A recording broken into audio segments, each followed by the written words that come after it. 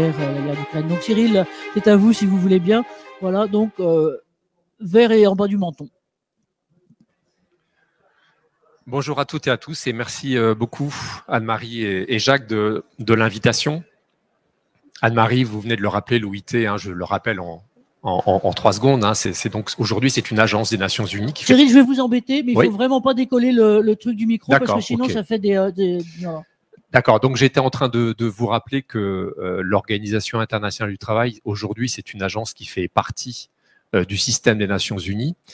et qui a comme caractéristique, comme Anne-Marie l'a rappelé, d'être tripartite, c'est-à-dire que nos membres ne sont pas seulement les gouvernements des 187 pays membres de l'OIT, mais également des représentants pour chaque pays, des employeurs et des travailleurs. Et ça reste encore aujourd'hui la seule organisation qui a cette gouvernance tripartite au niveau international. Alors, santé intégrative, comment jeter des ponts et poser des connexions entre santé publique et santé au travail, comment prendre en compte la réalité d'un individu qui est à la fois un travailleur et un patient. Pour poursuivre la discussion, je voudrais, moi, me centrer mon propos sur les questions un petit peu d'organisation du système de santé publique et du système d'organisation de la santé au travail, en vous proposant de nous interroger sur finalement, puisqu'on a en matière de santé au travail, à l'OIT, mais aussi en dehors de l'OIT, une expérience maintenant plus que centenaire finalement de ce qu'est la santé au travail, de ce qu'est la protection de la santé des femmes et des hommes au travail. Et finalement, qu'est-ce qu'on peut retenir comme principaux éléments de ce legs, de cet héritage, de cette expérience centenaire en matière de protection de la santé des travailleurs? Ce que, à mon avis, on doit avoir en tête lorsqu'on commence à se poser la question des liens à établir et de l'intégration à établir entre santé publique et santé au travail. Et moi, il me semble que, en tout cas, ce sur quoi je voudrais insister, c'est ces trois mots-clés de cet héritage. Le premier, c'est solidarité internationale. À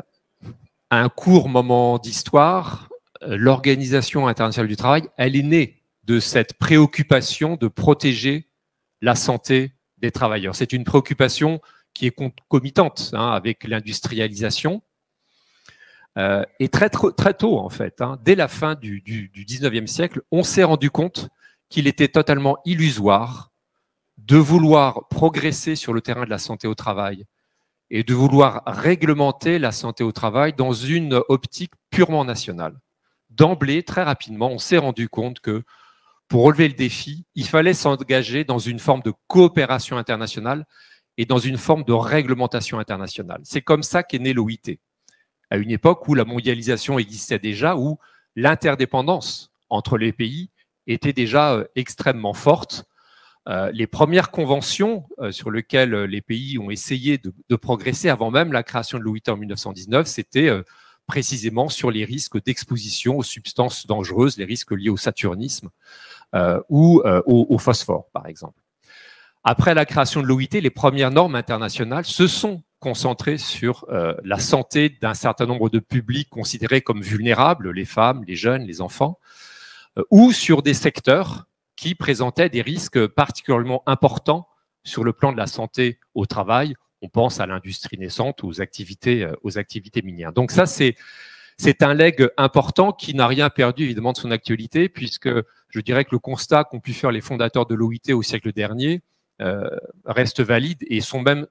sans doute encore plus valides aujourd'hui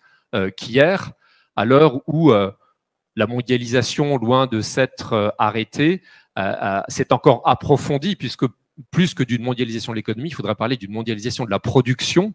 avec le fait que l'essentiel des échanges internationaux se compose aujourd'hui, non pas de biens et de services que vous consommez en tant qu'utilisateur ou consommateur, mais ce sont des consommations intermédiaires, ce sont des biens et des services qui s'inscrivent dans le cadre de chaînes de production qui sont organisées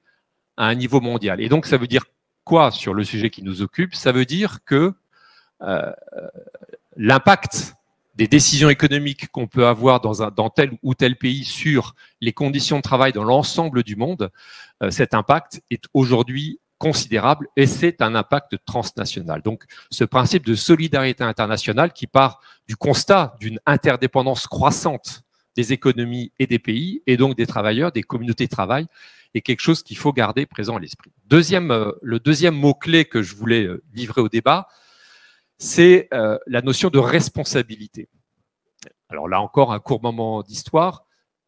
pour rappeler simplement que le droit du travail, cette branche très spécifique du droit, elle est née de quoi? Elle est née toujours de cette préoccupation de protection de la santé au travail, avec l'idée qui s'est imposée très très rapidement que le travailleur ne pouvait pas être tenu pour responsable, en tout cas pour l'unique responsable de sa bonne santé au travail, des dommages que pouvait lui causer son travail sur sa personne, sur son intégrité physique, sur sa santé. Le principe de l'asymétrie des relations de travail, d'une asymétrie de pouvoir, donc le principe que le donneur d'ordre devait être impliqué en termes de responsabilité civile sur la santé du travailleur est quelque chose qui est vraiment l'acte fondateur du droit du travail. Là encore, ce principe, je crois, de responsabilité, il est très important à garder à l'esprit lorsqu'on évoque ces ponts entre santé publique et santé au travail,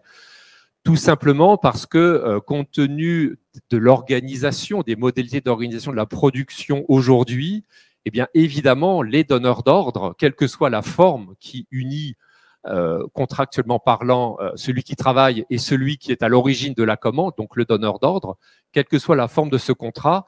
eh bien, évidemment, le poids du donneur d'ordre sur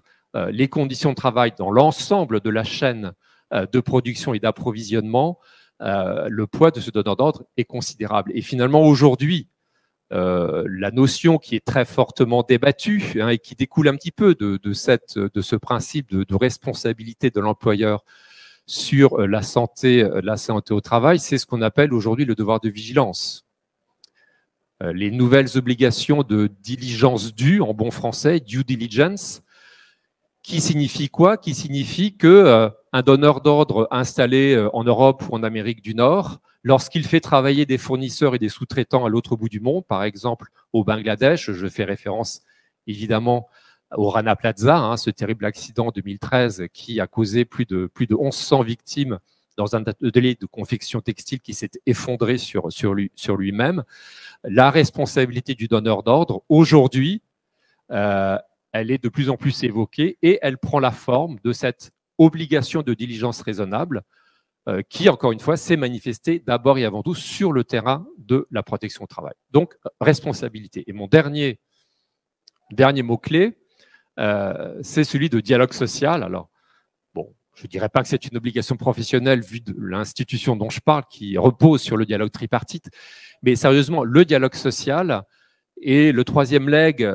très précieux, à mon avis, de cette expérience centenaire sur la protection des travailleurs. Pourquoi? Parce que dans toutes ces stratégies de prévention dont on parle, qui aujourd'hui sont au cœur de toutes les politiques de santé au travail dans l'entreprise ou dans les branches,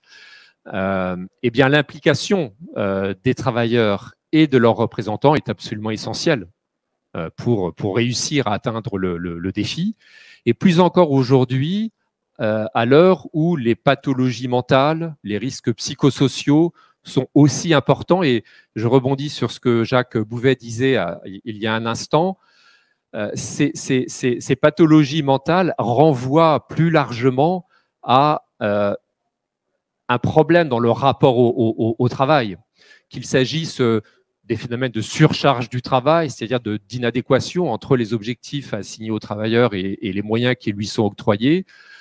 qu'il s'agisse d'une interrogation de plus en plus présente chez les jeunes générations sur le sens du travail, la montée du stress et des autres risques psychosociaux, je n'ai pas le temps de développer, mais tout cela renvoie, je crois, impérativement vers une ardente nécessité de rompre avec les modèles tayloriens et fordistes de l'organisation du travail et faire en sorte que ce dialogue social, on parle aussi de plus en plus de dialogue professionnel, puisse non seulement continuer d'intervenir sur les champs traditionnels qui sont la contrepartie un petit peu de la subordination du travailleur, la protection sociale, les salaires, tout ça évidemment reste des sujets essentiels,